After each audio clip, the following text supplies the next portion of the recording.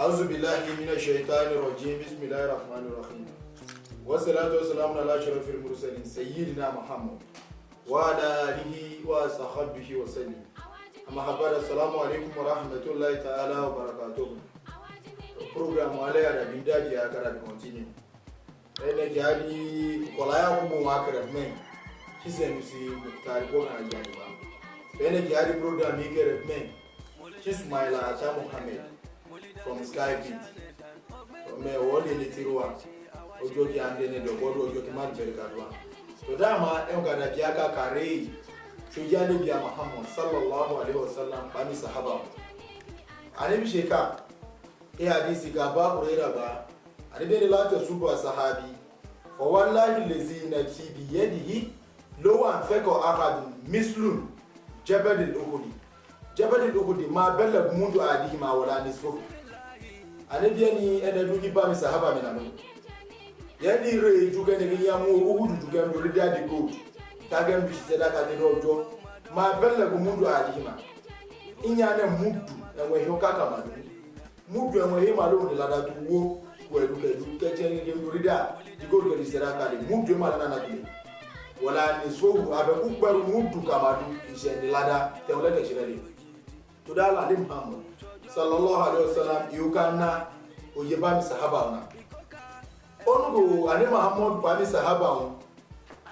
odo ka ni Muhammad je taki podinia odo la ni sahaba on je to ani Muhammad bila ego 63 years ubigida bikula hii Sayyidina Abubakar ndi khalifa ni Muhammad sallallahu alaihi wasallam. Sayyidina Abubakar mwaji 63 yoshitaki kulinya. Sayyidina Umar imudia khalifa hii Sayyidina Abubakar. Odoki Sayyidina Umar jetaki kulinya 63. Sayyidina Usman ndi khalifa hii Sayyidina Umar. Odoki Sayyidina Usman jetaki 63. Sayyidina Ali imudi khalifa hii Sayyidina Usman. Odoki Sayyidina Ali jetaki 63. So ojo che mi ne wo pa ma ba siri e o le ko yaji pa ma siri le ta ba ni ma tele to odo Muhammad Khalifa shujoji Sayyidina Bakar chodo meji ne bo Khalifa ta ko ni Sayyidina Umar chodo me gwa o Khalifa ta ko ni Sayyidina Usman chodo me le Khalifa ta ko ni Sayyidina Ali chodo me fu Khalifa ta ko ni to e ha bi boy ba ade Muhammad ba ma ji do ane bi o ma mu lo ise na ba ka ade Muhammad Ijedi Sayyidina Bakar wa yani inna min amanina saliyya wa suhbati wa mali Abubakar wa law kuntum takhastun halila ghayra rabbi la ta'astu Abubakar lakin abu muslim anediana na kunede wane ojim e hamunu kumiba kune unukero noju Sayyidina Bakar ija gonu bjani Muhammad sallallahu alaihi wasallam kina no mnaji nege wonu ki amshuru ko lani ki ambichenne lani mbiyojo Sayyidina Bakar na wonu amena malem do mai hadini Islam to e wache di Sayyidina Umar wa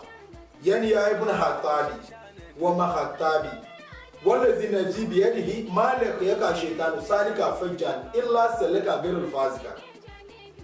anabi je kai Sayyidina Umar ko ga Sayyidina Umar ma Khattabi radiyallahu anhu je yo do ye chengwe mona bugwe lawa ibilile mo ne la ibilile mo no munadu ibilila chokwe ko Sayyidina Umar aga ne Muhammad kai Sayyidina Umar de to isene baga ne Muhammad gojo en ka ne binyi en wala muka uta ne Muhammad sallallahu alaihi wasallam to da ane bi wale Sayyidina Abubakar mu gudo yeru uta ne bi to da ko ane bi wale Sayyidina Usman Sayyidina Ali weje uta ne bi to da ko ane bi wale Sayyidina Umar weje uta ne bi to da ko e wa Sayyidina Usman na ne bi ma ko uta ma wa mi sahaba tele anabi ya riga shayi yana Allah amma tastahimina rajul tastahiminu malaika yani Usman ibn al-Affan yana ga kuma shami sahaba ko amen shanwe ne ka mi malaika boju ashanyo mu wa ni sahaba ne nabi eno yo ba malaika chanyo ki anabi ni yani Usman ibn al-Affan Usman o ma Affan o yo ba malaika chanyo ba to yani sahaba ba Sayyidina Usman o yani Muhammad ije no ya ka ne Muhammad bi Sayyidina Usman ne egbadu ki Sayyidina Usman wo ya le do pade ta ko ya le ma ne bi muda ne bi ani je ne ge bi mi busha te de mi ba ya ta ko ya ku yo la so aka gbadi ani Muhammad ba mi sahaba ndele to ani sahaba ne bi ma se do yo gesha ejo du ete kahaba wa ba kwa ne Sayyidina Usman o di haba kwa ete kahaba amode ki je ete kahaba ba ene ki no ma ge do di la ki Sayyidina Usman to olo du ki agi agodi ene ki agi ona ete kahaba mata ko agodi Sayyidina Usman wa to yo ka de bi kwa ne imi Sayyidina Ali du mali ete kahaba mo meni Sayyidina Usman we ko ma ge di ama kama late ni bi ona ete kahaba Sayyidina Ali ni alebi olopo edula no di nita fún akoma gidi we taki Sayyidina Ali mo ma gidi le jadu ku yo Sayyidina Usman taki mo na kahaba ni alebi da go ma ni bi adu a se ba ibi oje bi go yo ki mo de le ko mo ki yin mu idefe ama mu da bi du ma ona le tigede o ma gidi ma ko da bi alo Sayyidina Usman o ma go ma gidi ku bo Sayyidina Ali ana go ma gidi le da bi gen ta ko yo ma ya dua udu amanata lialia faiza kanta baina nas fa kama bil adl anabi ana kuma gba mana wi me mama na ru kuma mudadi wege sare bi se ge ka jo ya mu ne ajo le ko yo papa taki Sayyidina Ali kwa ne bim dadi bare Sayyidina Usman meno magide ka male gba ile yo male ka ma ja jamana kama mu magide duwe Sayyidina Usman ni anabi ba ko ru election ge sha ba ko la go lo gidi en do mi hadi dire to alama de kwa ne bi gbogbo ma ju meji anabi ane Muhammad aju meji ma to atama e opapa ma kuma se Sayyidina Umar ise no man ka kini maroki Abdullah to Abdullah muriya ka ne Muhammad sallallahu alaihi wasallam ki adu shokatu on Abdullah lene Abdullah ise bi ka ne bi ma do mon ka ne bi ku idagi meslasi na sho ojoka ono blega na le ku meslasi le muriya Abdullah idagi meslasi ko boy yeni ane bi le na bi daji abe taki muda biya inda Abdullah o me Sayyidina Umar to Abdullah me Sayyidina Umar ne ise ni abo kuma ni muriya kuma abo katu taka ni Yahudu mani yawu ba mu mi o te do bi do ma du amo mu mi o te do bi do ma du Abdullah o mi o te do bi no le wo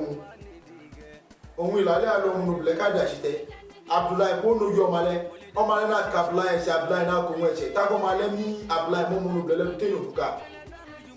udaji kuma da shonu ka yo male me to ebeke mu ya faru ya ne dile kuma Sayyidina Abubakar ali kuma ene ki shamira gbale ni Sayyidina Umar gbogbo mu no ble ne ke na de gbogbo shumela ya wadi Sayyidina Umar igwala na salasa ni Muhammad sallallahu alaihi wasallam igwa ka godu tako mu no ble du wa ko ma bi yo male di yani ya Umar huzazi waladi wa anta haku bihimni Sayyidina Umar go ma gede yito wa chube gede yito ma tumire Sayyidina Umar ni aya jaria wo ma gbele e o ma biu ni ade yito we biu men jwere yito ye nu Umar ehe o ma isho mo mele Sayyidina Umar go ala dabu ye no ji halela da ko ji haram wo mu no blela no le da shi mo me Abdullah le anu ju wele kene o ma go le bi ele to da ma Sayyidina Umar ya display de ke ra ko go mi akucha ne kito ko la ba oyara mu no black of Shamita o malani ya Umar ma turidu mini wallahi ma kazabati leika yani Sayyidina Umar wa o tere buke ke unga bo ko joro le niwe Abdullah o me eleno ma ko lene Sayyidina Umar ni wa mu no black fa hada fa bi suratu Bakara wa ga ba suratu Bakara ka Abdullah o ma weleno ma ko lene o mu no black leno unga bo ba suratu Bakara Sayyidina Umar Abdullah o me o ma ko lene Sayyidina Umar o jira bi to mu blele ne ni fa na fa bi suratu Yasin da bi gero ba suratu Yasin gago o mu blele mo da bi gero ba suratu Yasin da ma Sayyidina Umar wo mem Abdullah do ayo Abdullah o mem do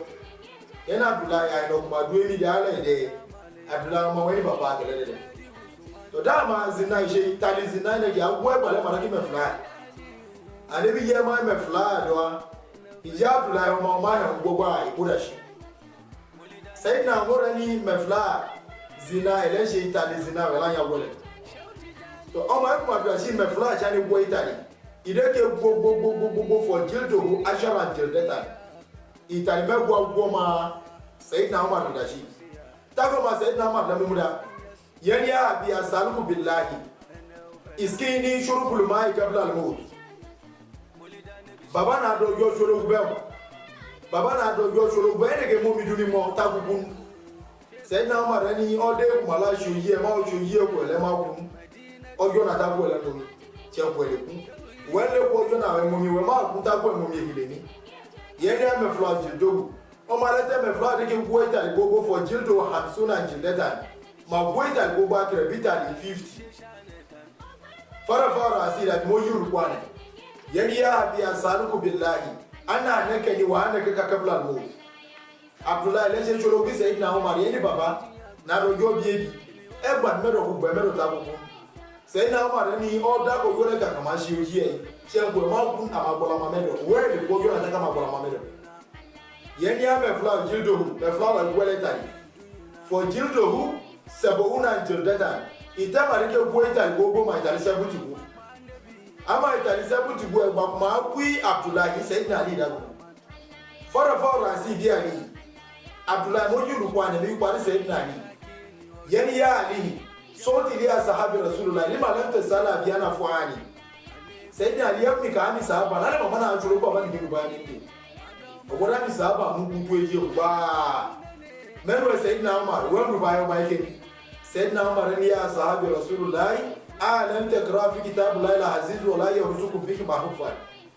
abe ku meji sahaba ni Muhammad sallallahu alaihi wasallam amegbe Quran gene gele ola ni se tani ma gole ma cha do lori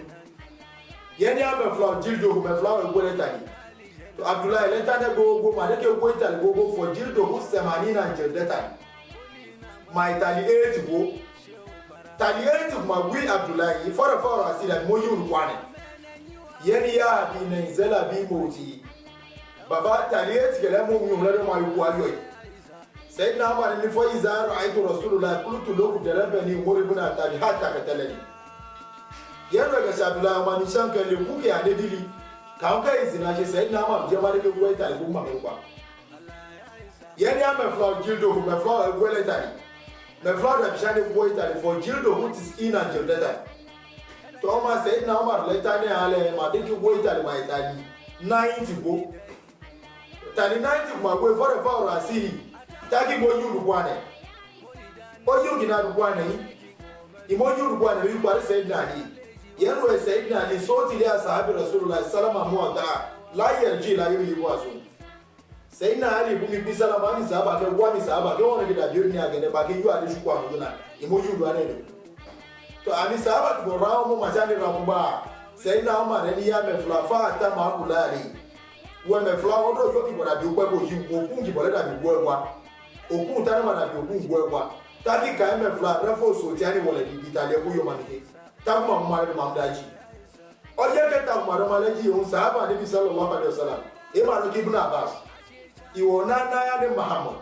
tabu beirullahi Abdullah ma goita de kui igwa ga da Muhammad gbe hona onwa aneje ni we ibn Abbas kai Sayyidina Umar ki ole yuki abitadi ni Abdullah o ma umda so ma jira ji to akuma ka mo de so ani sahaba ni ma se dago yo papa o ke cha ka mu yo ke chale shi yo la so ako ke cha ni dede apule ma se de pa ni bi mata do ko la ni bi ngodu ka ni bi ka kuma dago o mo ma dago so jo ki ma de ka ma de kere bo subhanaka allahumma wa bihamdika ashhadu an la ilaha illa anta astaghfiruka wa atubu ilayk